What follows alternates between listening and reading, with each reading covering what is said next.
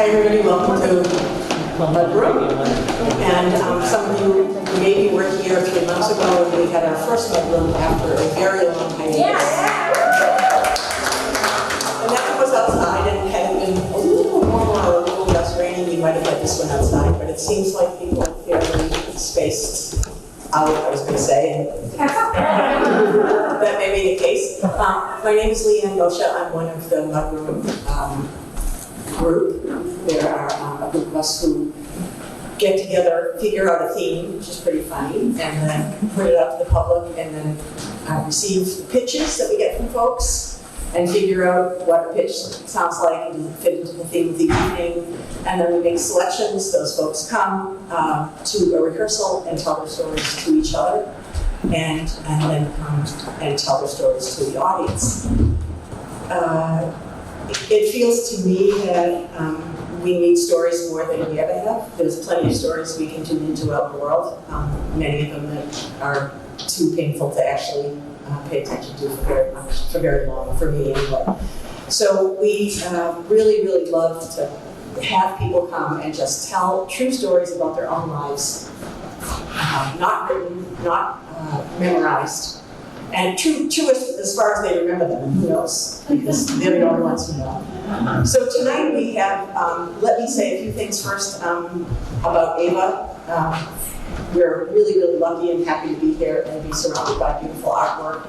And I want to say that the Winky Kelsey paintings in this room and the acoustics in the next room by William Peabody, 100% of the proceeds of all the sales are going to Ava and Ava. During the intermission. Ava also just launched a huge capital campaign. Cheryl, help me. From seed to blue. Seed to blue. Okay. So we have for our 50th anniversary year in 2023. Woo! We also have music by DJ Melissa Trainer. From England to be with us tonight, so that's really great.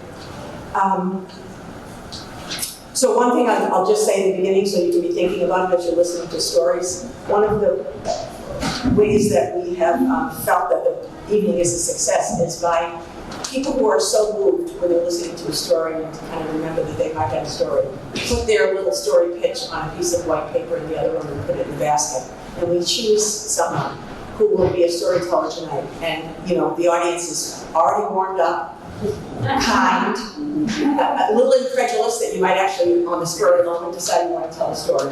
So if you're so moved, please put your name in the basket. So far, there are no names in the basket, so the chances you get a pick are really quite high. And if no one puts their name in the basket, we just say, this is a COVID evening and we have one story short. So with no further ado, we are going to start our evening off tonight with a Mudroom veteran who we are really happy to have come back, drive all the way down from Burlington, SCHMIDT.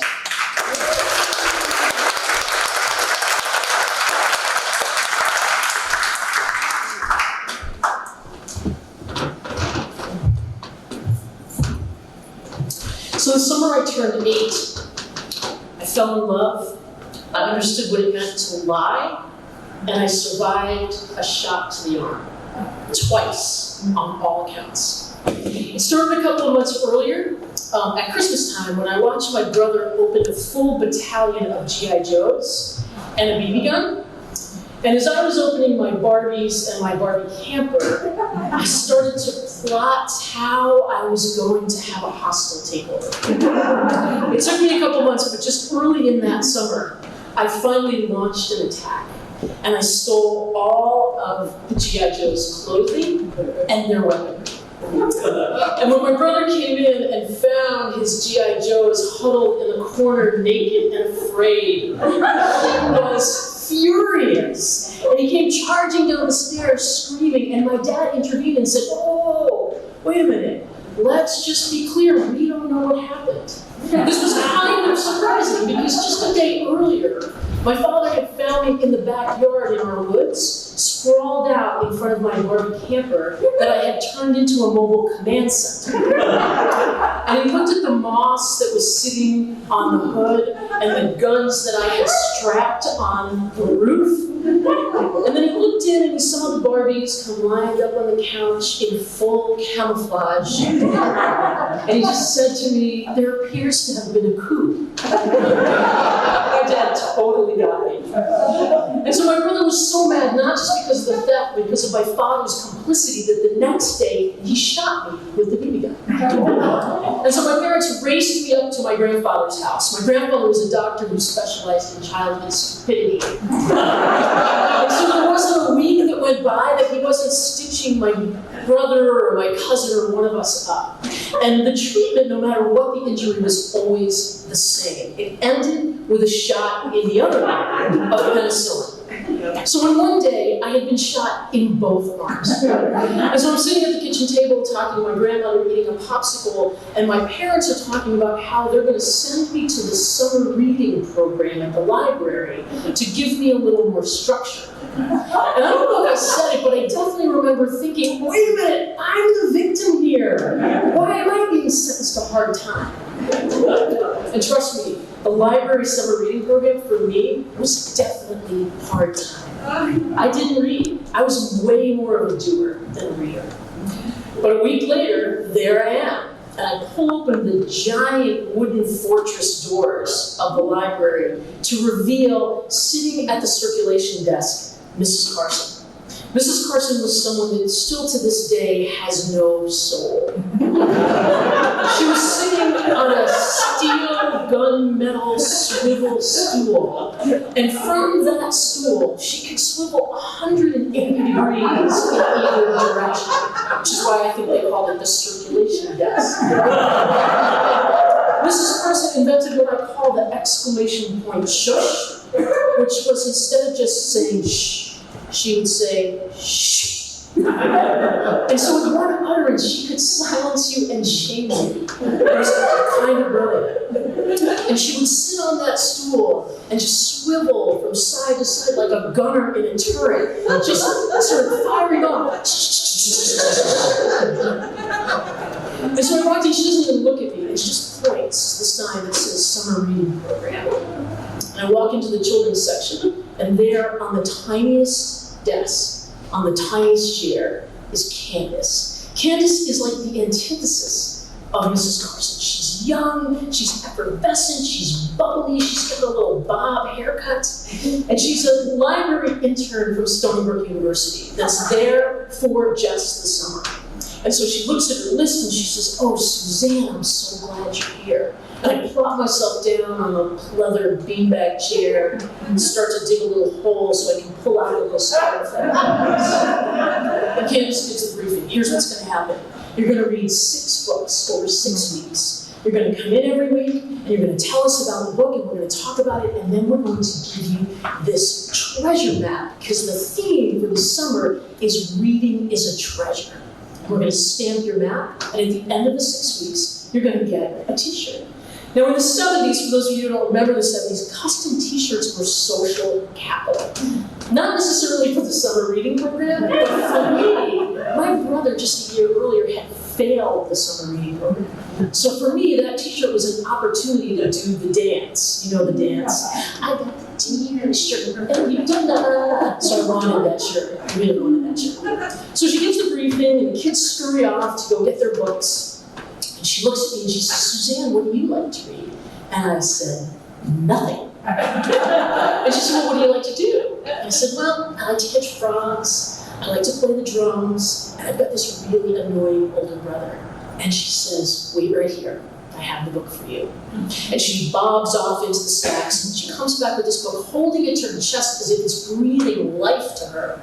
And she reads Ramona. And I rip that book open and I start to read, and I read for what seems like a minute and a half, and an hour later the bell on Mrs. Carson's desk dings, and I'm in. I get home and I give the Barbies a weekend furlough, and I read that book cover to cover. I read that book in a way way I have never read before. And the next week I show up, and there's Candace, and she says, what did you think about the book? And I was like, it's amazing. And she said, what did you think about Ramona? I said, she's great. What's the best adventure? And finally I just blurted out, I love you. I love her. I did. And so I get another book, and I leave, and I come back the next week excited to tell her about the adventures. And there, sitting at the tiniest desk, the tiniest chair, is Mrs. Carson. And Mrs. Carson says, what did you read? And I said, Ramona. And she asked nothing else. She doesn't ask me a question. She does not care. And she just says, take out your map, and she stamps a stamp on my map and says, go get a book. And for the next 4 weeks, this is what happens. And I see Candace from time to time, but I never really get to interact with her. And on the 5th week of the program, I lose my map. And I look everywhere. I think we all know who had the map. And so I show up, and there's Mrs. Carson. And she says, what did you read? And I tell her the book, and she says, take out your map. And I say, I lost my map. And she gives me those like flat tire voices. And she gets another map, and she puts one stamp on it. And I said, what about the other books that I read? And she said, well, we don't have any documentation that you read those. I don't really even know what the word documentation means.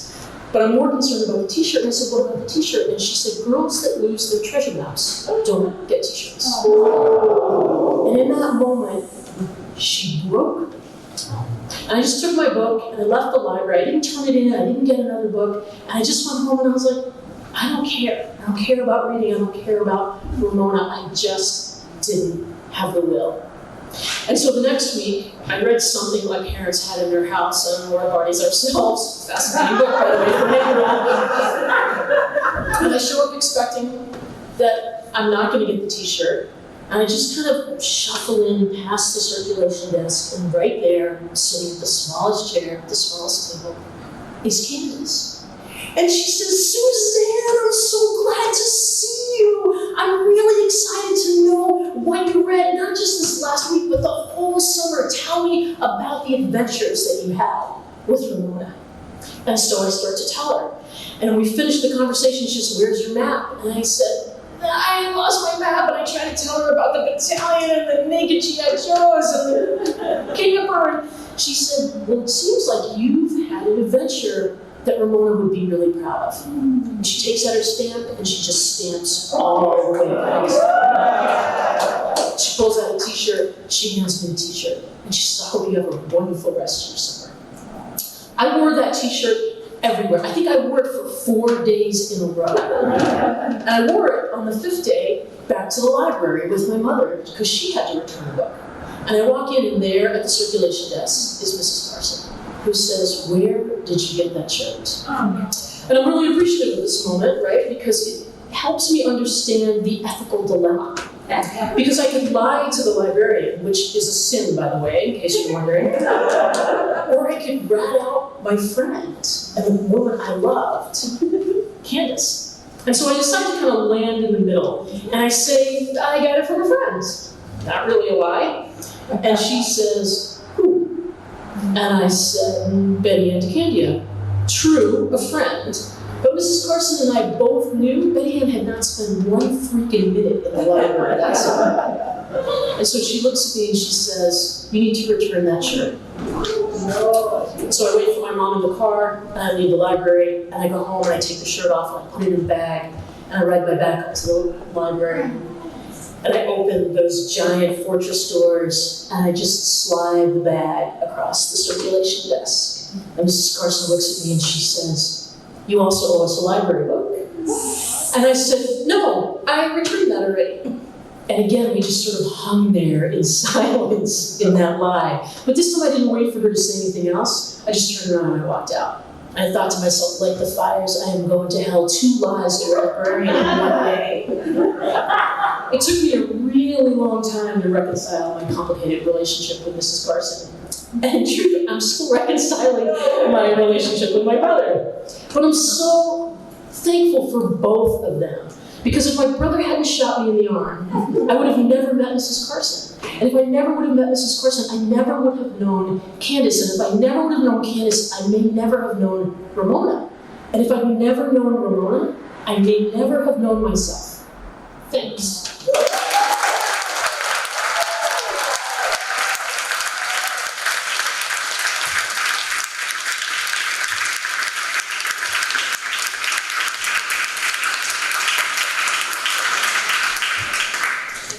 Thank you, Sue. Makes me want to go right home and reread Mudroom. Our next storyteller is a first-time storyteller at Mudroom, and someone who's from the neighboring town of Plainfield, JEANNIE HINES.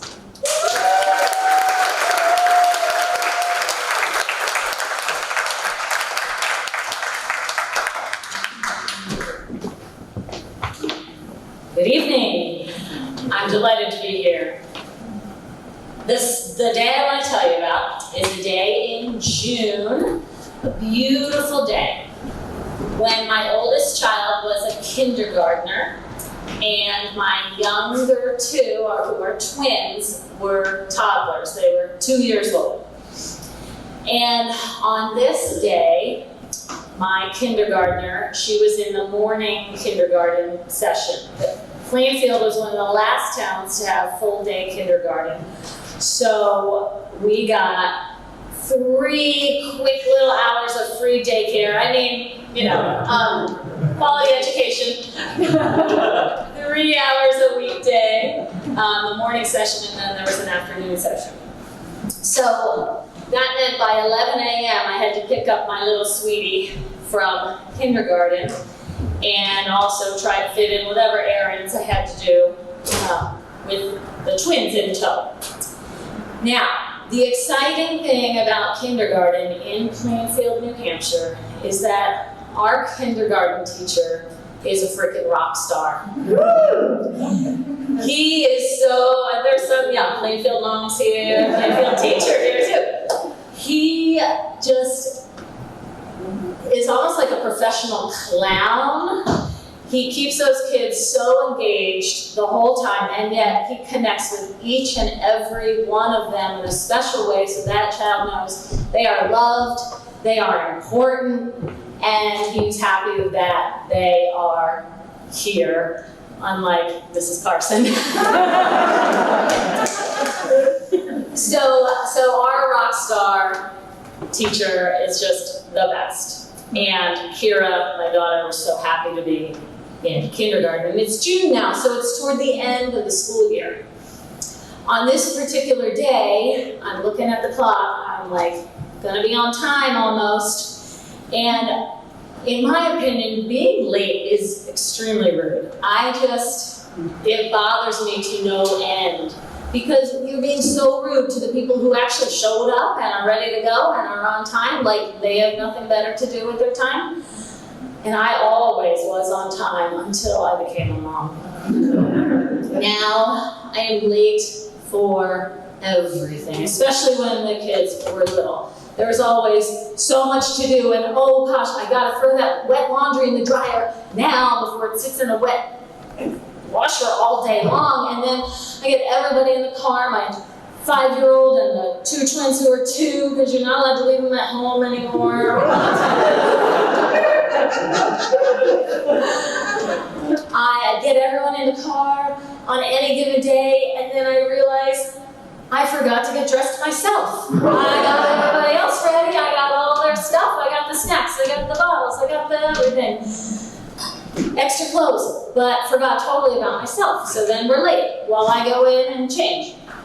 Or get them all strapped in, and someone announces right as I'm pulling out of the driveway, I gotta poop.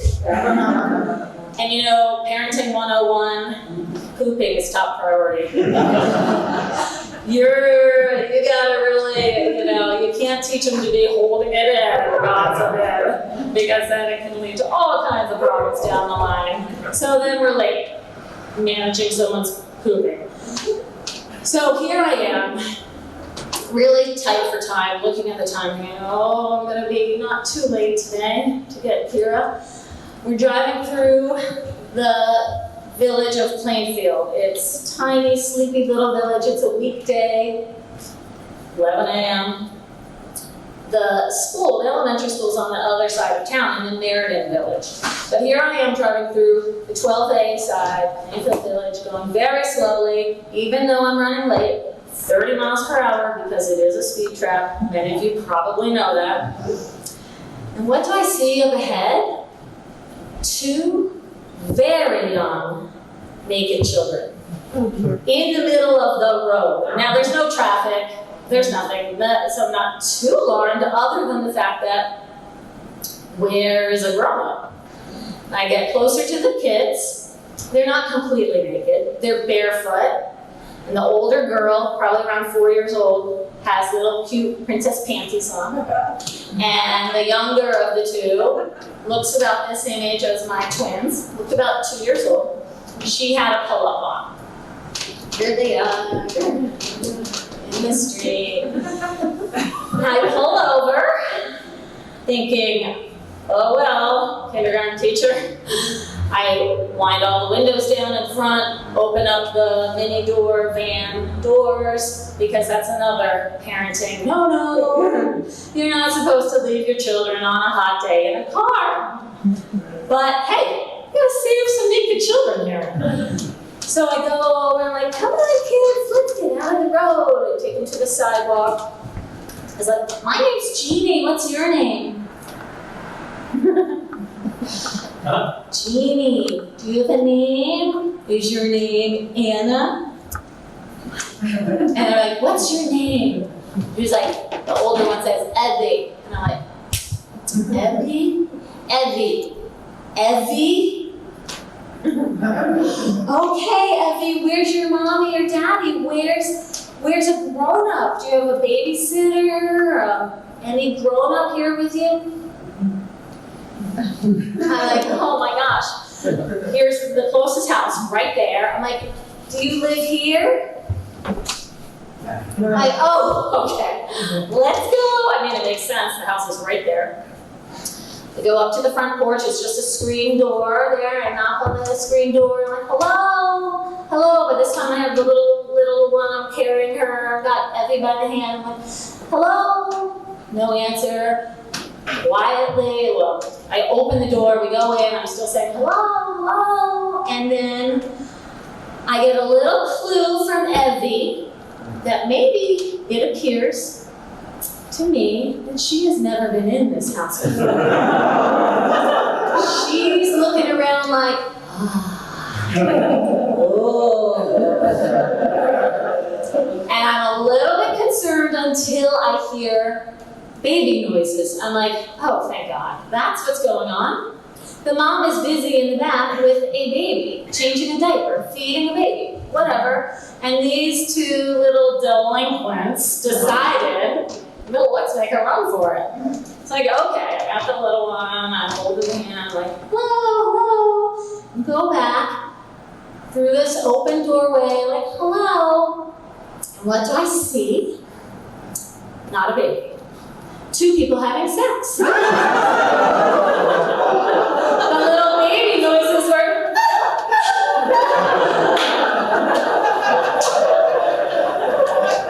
I mean, this is a big day for Evie.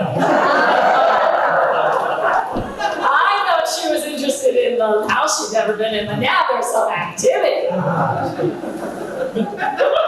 And let's think about this. Sex on a weekday. 11 a.m. You know they're not married. So I'm like, oh my God. The man launches himself off like an Olympic gymnast and dives between the bed and the wall, and he's gone. And I'm like, the woman grabs the sheet and looks at me in fear, and I'm like, I'm sorry. Are these your children? And she's like, I've never seen them before in my life.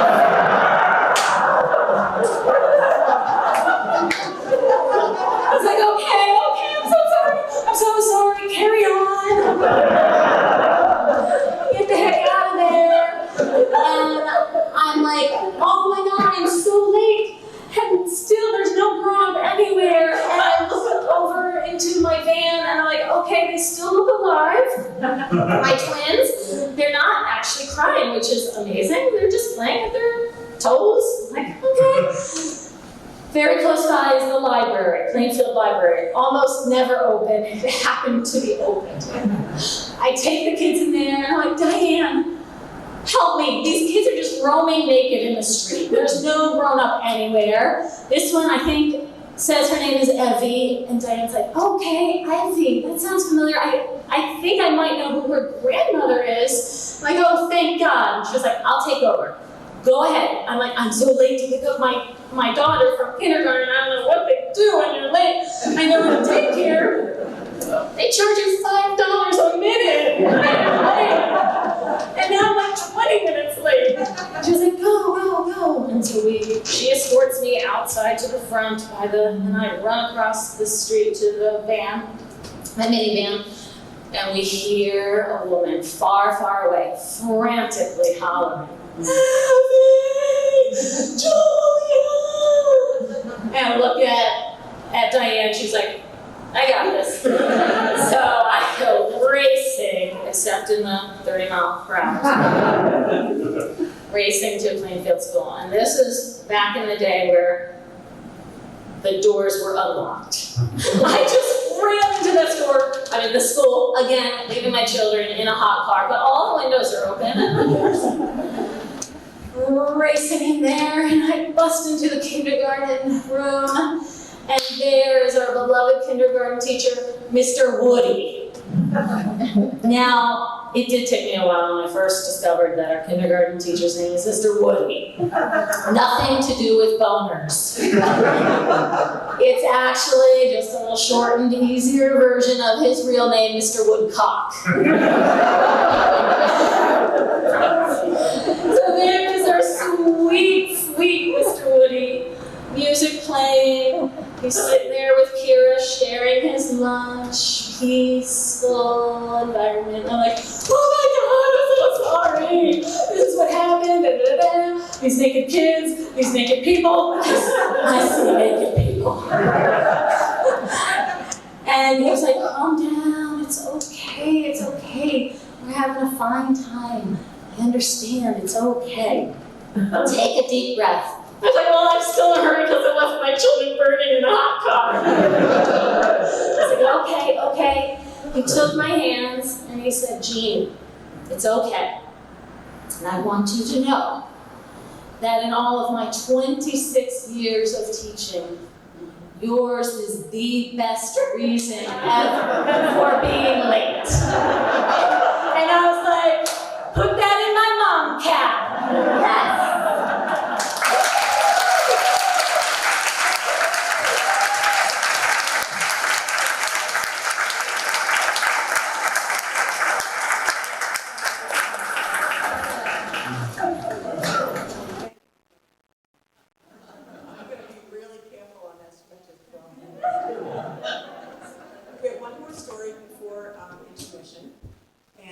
Our third storyteller is also someone who has told before at Ava, and I remember very well she was telling the story when we were upstairs. And our third storyteller telling a story about Didn't See That Coming is KELSO.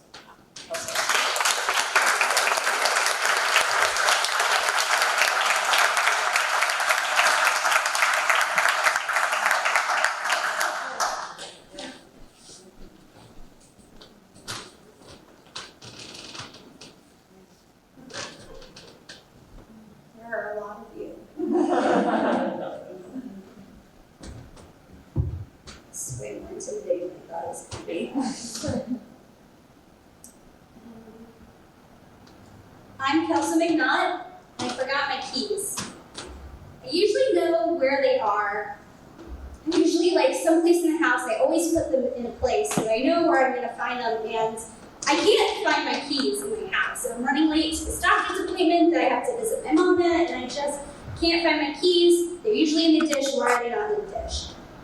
My wife comes up to me and she goes, "Here are your keys." She hands them to me and she goes, "They're very cold. Why are these so cold?" She's like, "I found them in the freezer next to the ice cream. Do you know why they're in the freezer?" I have no clue why I would ever put my keys in this freezer, right? It's just some weird trick, I guess, that I just did. You know, so I forgot my keys and I accidentally put them in the freezer for some reason. Whatever. I'm running late to this doctor's appointment I have with my mom and my brother. Let me back up. This is a story about my grandmother. My grandmother was this monolith of a person. Everybody told me that I remind them of her. This passionate, out loud, into local politics kind of woman. She was just so smart. A lot of people in my neck of the woods know my grandmother. She was a legend. She was the director of welfare for the city of Concord for 30 years.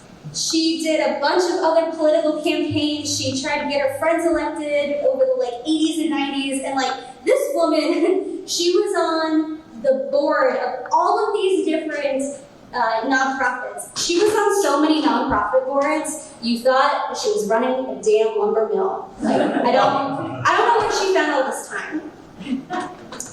Which is funny because she always found time for other people, but she never really found time for us. My grandmother was one of these people who were very hands-off, kind of distant women. She loved us in her own particular strange ways, and she would not be the huggy kissy type. We would usually only see her once a year during birthdays or Thanksgiving. And then when she would show up at Thanksgiving, she would bring a truckload of stuff. She would bring a giant box every single year, packed full of toys, but not just toys that we requested or wanted. No. She bought toys like the 99-cent clearance sale over at Goodwill. She would put in the weirdest stuff. She got me shampoos from hotel rooms. She would give me toys that I never thought that I would ever use before. She got me Playboy stuff one year when I was 14. That was a little weird. And one year she got us a record player, a broken record player. And I looked at her and I was like, Grandma, this record player is broken. She's like, Kelso, you know how to fix things. It'll be easy. It's a little project. And I'm like, yes. The same way I wish that we could fix our relationship.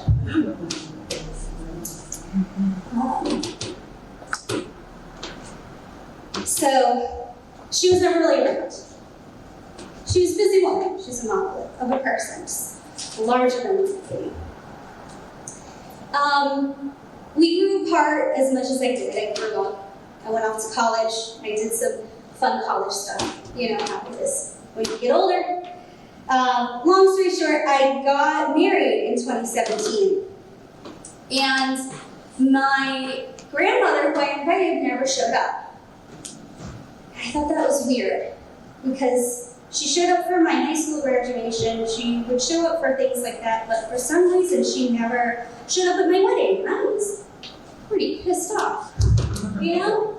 It's my wedding, I'm getting married. And she was totally down. And I'm like, a lesbian, getting married to a woman. She was totally for this. So she never showed up. And I asked my mom at our wedding, I said, where's Grandma? She goes, don't worry about it. I'll tell you after your wedding. Just go have fun. She's just busy. That's weird. She's too busy for her grandmother's. Okay. So we go, we have a wedding. And then a couple weeks later, my mom calls me and she goes, if you get a phone call from your grandmother telling her that I melt her jewelry from her jewelry box, just ignore it. And then a couple weeks later, my mom would call me back again and she would go, if you get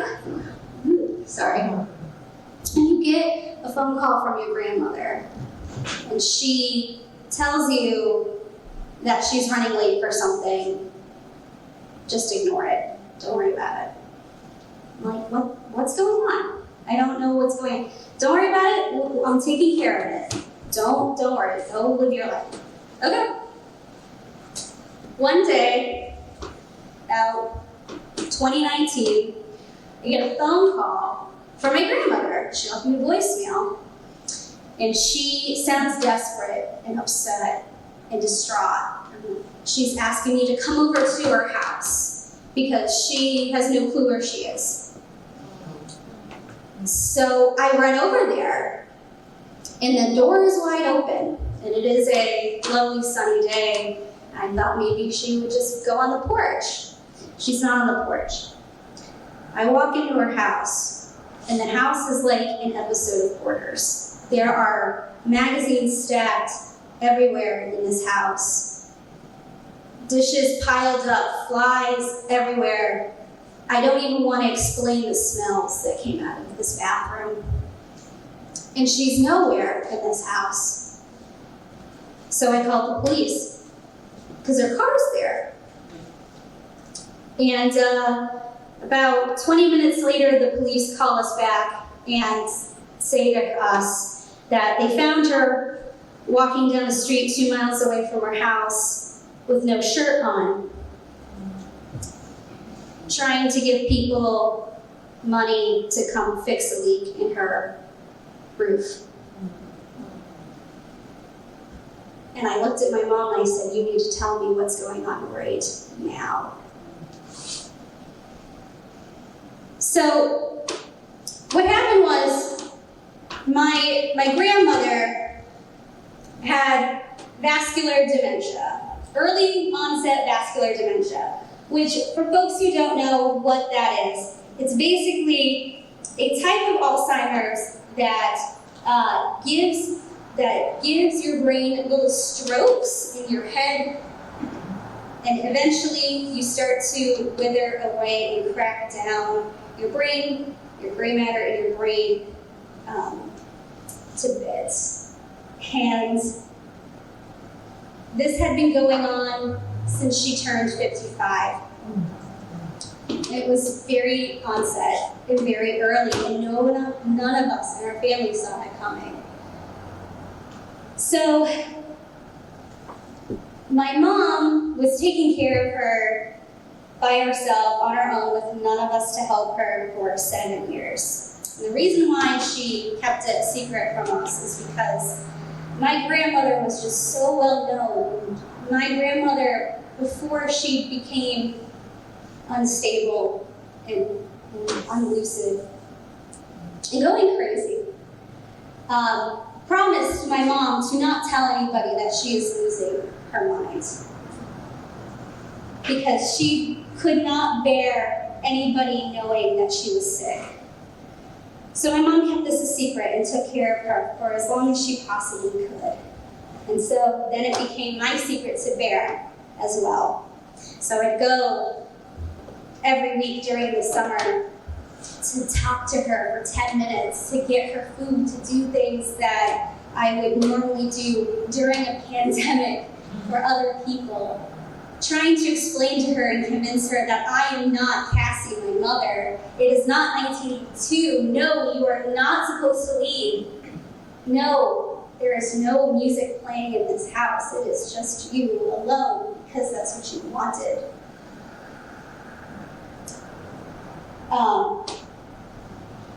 We had to put her in a psychiatric nursing home, which was a pain in the butt. If you've ever had to deal with dementia in New Hampshire, you can know for sure and for damn certain that there is very little psychiatric geriatric units in the state, and it was hard to take care of this woman who did so much for everybody in this state that the state failed to help her. Yes. After, when she needed it the most. Yes. So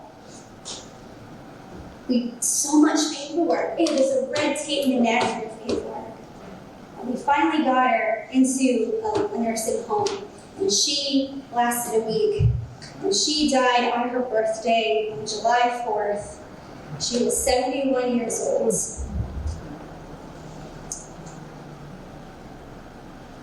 I am more like her than I ever thought possible. And it is good to know, because she was such a wonderful human being. I tell you that story to explain further about this doctor's office visit that I had about a month ago. My mom, after the funeral, had begged my brother and I to go get genetic testing to make sure that we could prepare her for the worst and that we wouldn't have to deal with what my mom and my grandmother had gone through. She wanted to know, and she wanted us to do it with her. I said, sure, let's do it. So we got our blood drawn, and so we went to the geneticist to get our results. And we're all sitting there with our hands clasped together, bearing for the possible worst, because it is 2021. What else could just pile on us, right? The doctor starts reading down the results of the test for early onset dementia. My brother, no chance. My mother, no chance.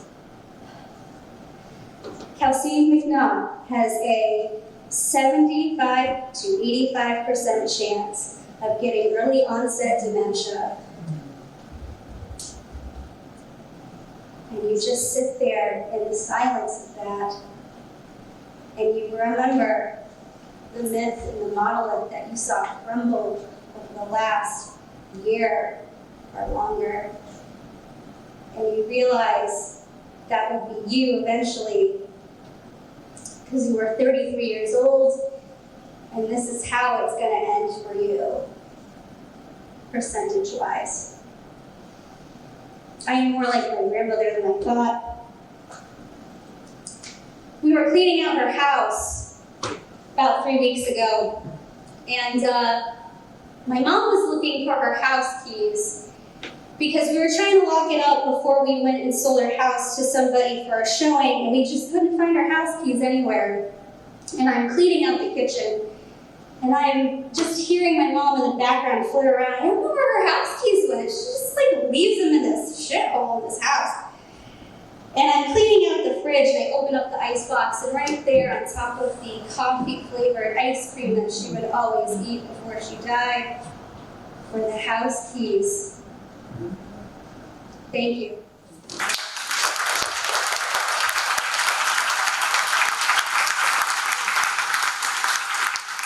Thank you all for being here. My name is Judith Hertog, and I'm also one of the organizers of the Mudroom.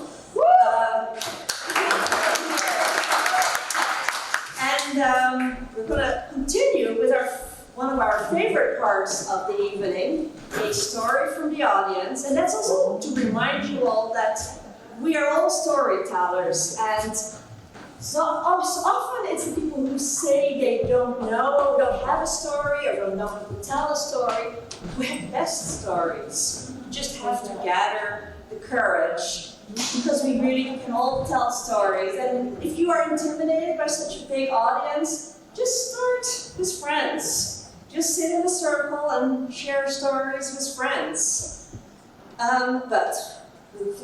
We have some submissions here. Great volunteers. Yeah, would you pick the volunteer?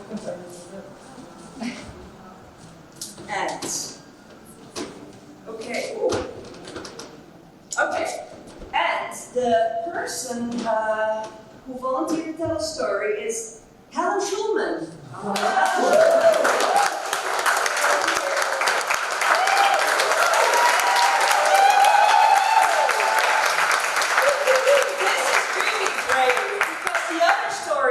I've had a chance to prepare and rehearse a little bit. This is wow. I fake that away, I don't know how nervous I really am. And I also lost my husband in the meantime. Oh, okay. This is basically ends up to be a story about a 50-year-old. But it starts in the early 60s. I was living in New York City in a loft, in an artist loft, a 7th floor walk-up in Soho, in the South area, which was then the meatpacking district and is now a very fancy upscale gallery district. But it was rough and poor, and I was poor. I was married to husband number 1, there have only been 2. And we were living in this place because he was an artist, and I realized later we were there because I wanted to be an artist. I didn't want to support an artist, but that's exactly what I was doing. And the loft was large and interesting. We had all kinds of roommates, mostly the very large, what we called water bugs. The huge, disgusting things, if you stepped on them, they just squished but ran off. So we had, what do you call those things, like pallets that they used in the boat districts. And we would walk on those so that the water bugs could walk underneath, and we would step on them. But so 99% of the place was his art studio, and a little bit was left over, place for me to cook and a place for us to sleep. But it wasn't really a very happy, he was a very good artist, perfectly nice man. But really, it was the era when if we'd only been able to live together, we wouldn't have had to bother to go through the problem of marriage and divorce and all that kind of stuff. But I think what really disturbed me the most was one time I was walking home and coming up the stairs, and this fairly large, healthy-looking rat was climbing up the stairs with me. And I complained to some neighbor of it, and they said, "Oh, really, it's just one little rat, don't worry about it." So soon after that, I was out of that marriage and pretty unhappy, and going from one bad situation to another, and making one bad choice in relationships after another. And somebody suggested that I should go to therapy. Well, I had come from a wonderful little small town in Ohio called Mesopotamia. Mesopotamia is about as big as the gallery. But of course there was, and actually it was so small there was only one church, believe it or not. But there were, I mean, there's no town in Ohio that only has one church. But it did have 2 gas stations, and it did have a general store with a post office and all that kind of good stuff. And we lived 2 miles out of town. It was Amish country. I remember my brother and I being in our living room and getting so excited if we saw a car driving down the street, because it was always horse and buggy. So maybe once or twice a week, the car would go by. And my mom would took in kids to try to help with the finances. My dad worked in Cleveland, which wasn't that far away. And we had a kid living with us named Binky.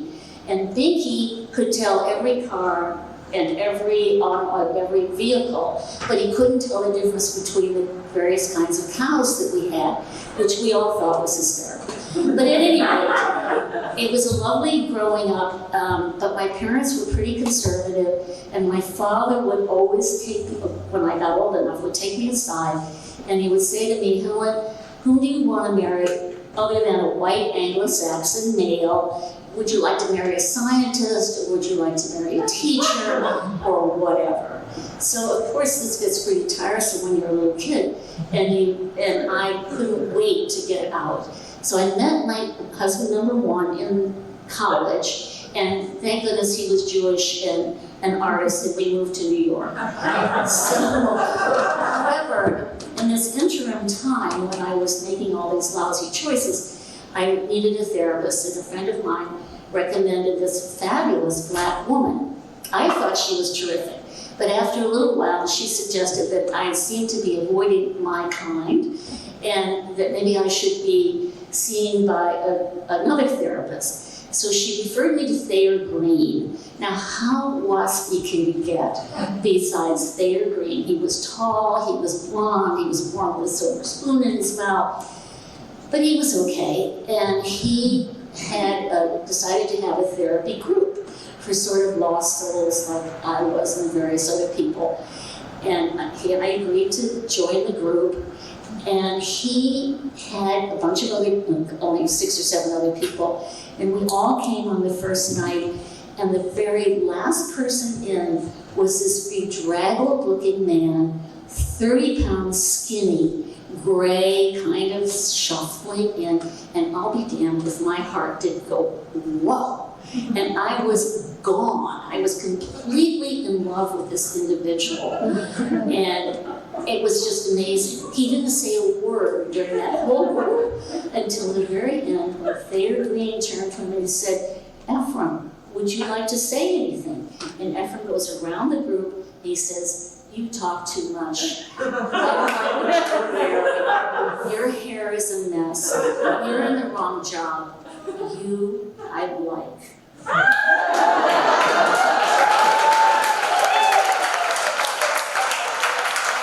That was there. One thing after another coming at me that I didn't expect, from, hey Helen, how would you like to go biking in North Vietnam? To, hey Helen, let's go and find a rough spot in Peru. And anyway, it's been great. Thank you so much.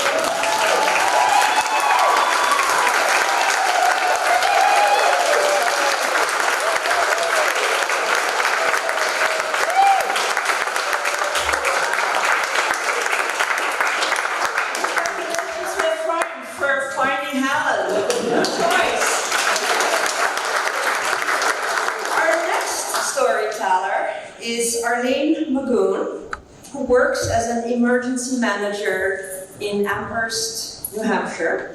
But she's here to tell a story about an emergency of her own, right?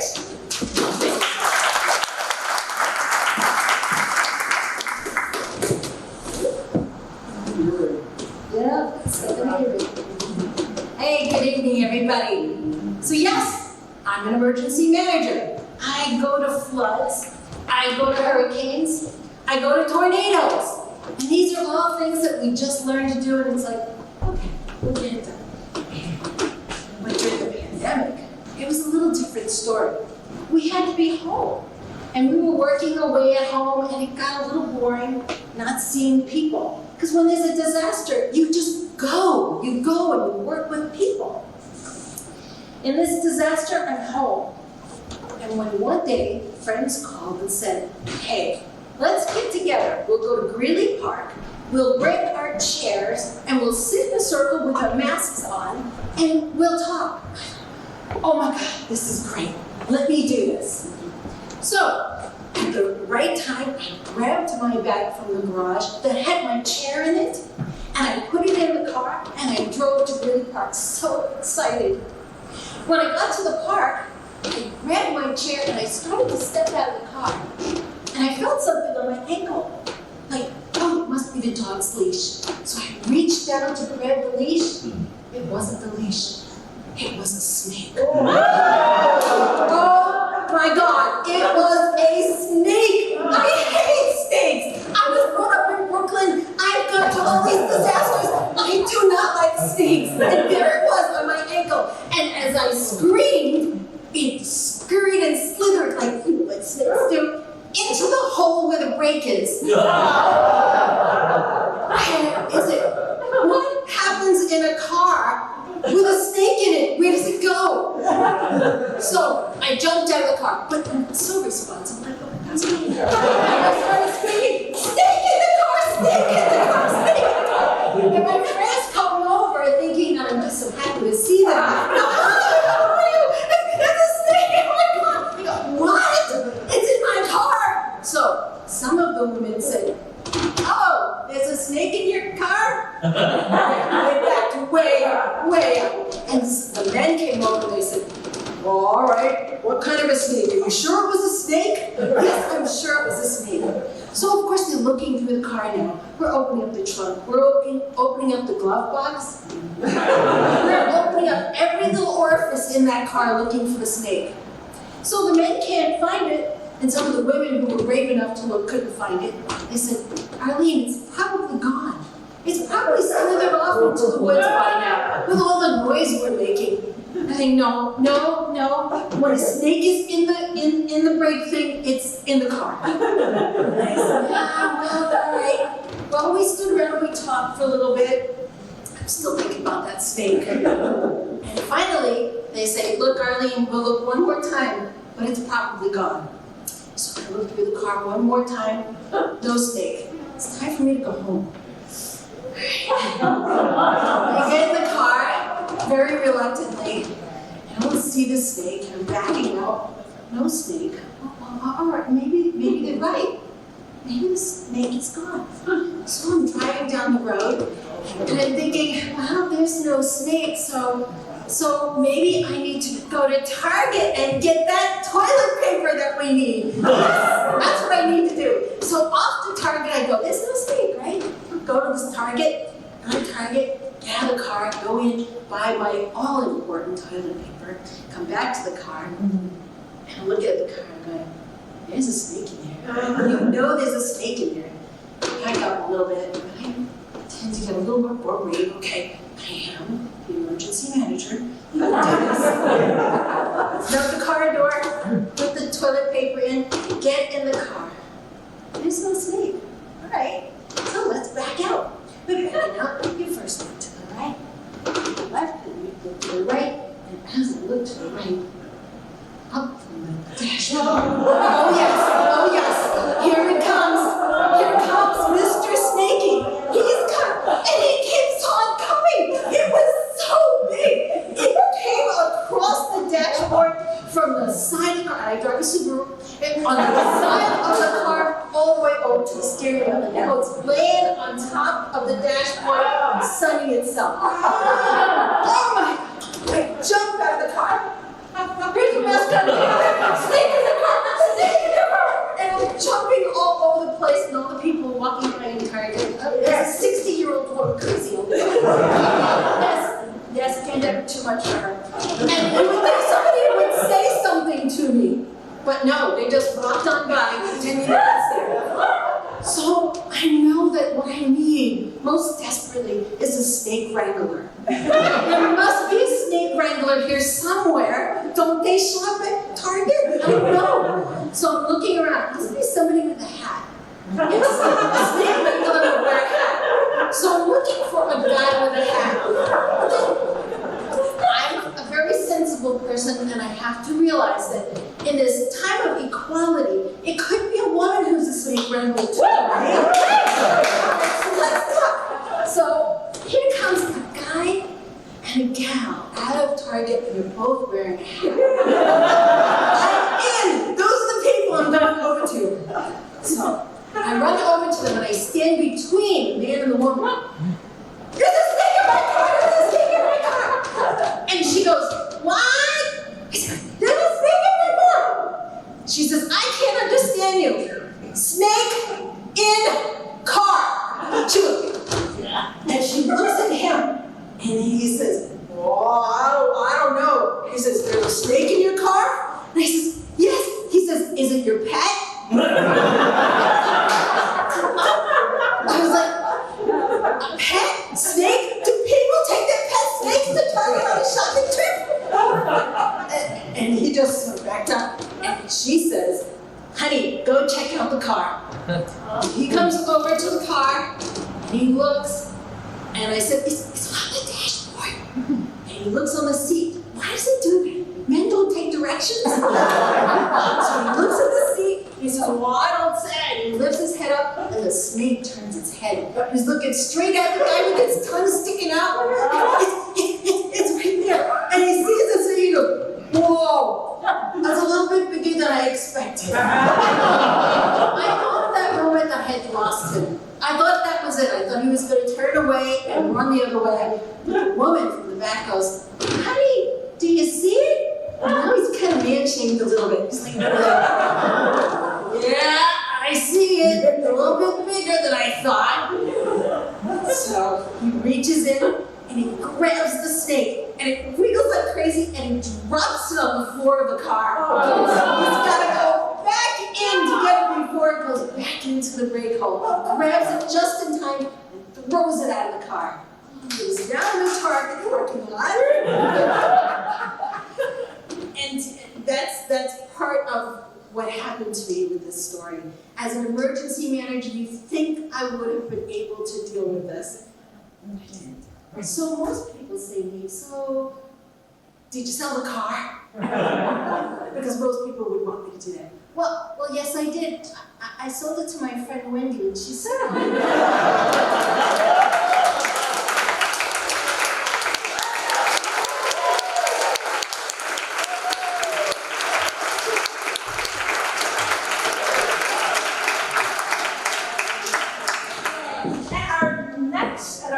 And last storyteller for tonight is Sally Bacon, who is also a member of the organizing team for the Mudroom. Please welcome Sally.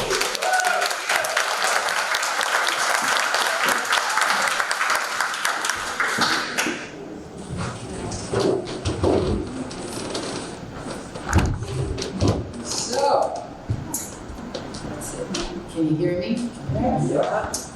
So when I was a little girl, I was a headbanger. And someone asked me, how early did you start banging your head? I don't ever remember not banging my head. So I must have been a toddler when I started banging my head. And I wouldn't, like somebody else asked me, did you bang your head against the, walls and stuff? Well, headbangers are, I would be sitting on a couch, I bang my head all the time, incessantly.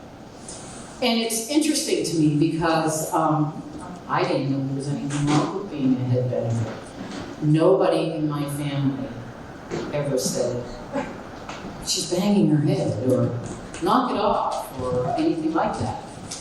And so, I came from, it was not the Cleavers, my house. So this was a very strange household. And I didn't get in trouble in school for banging my head because I rarely banged my head at school. I would bang my head every now and again at school when Mickey Violi, I had my little Buster Brown haircut, and he used to pull my hair, and my maiden name was Wright, and he used to say, Sally Wright is always wrong, Sally Wright is always wrong, you'll never find Mr. Wright. And then all the kids would start saying that, and all I could hear was Sally Wright is always wrong, And I was just in first grade, and I would I could feel myself, starting to rock. But I didn't go into a full-blown headbanging thing, because then there would be recess, and while the other kids were out recess, I found the swings. So the swings would soothe me in a way that I needed to be soothed. Now, I loved my father, and my father was a Marine. Now, he never ever talked about being in the Marines. He wasn't like a career Marine. He fought in World War II. But I thought he was really great, and somewhere around the time I was 5 years old, I learned the Marine hymn. So, I used to bang my head and sing the Marine hymn. When things got really tough. That was my thing. So still, nobody's telling me there's anything wrong with this, so I think everybody bangs their head, I don't know. And so you would think that my parents would have thought that was a concerning thing, that I banged my head, or there was something wrong. But I had an older brother, and although I was weird, my older brother was scary weird. He was, he was really scary weird.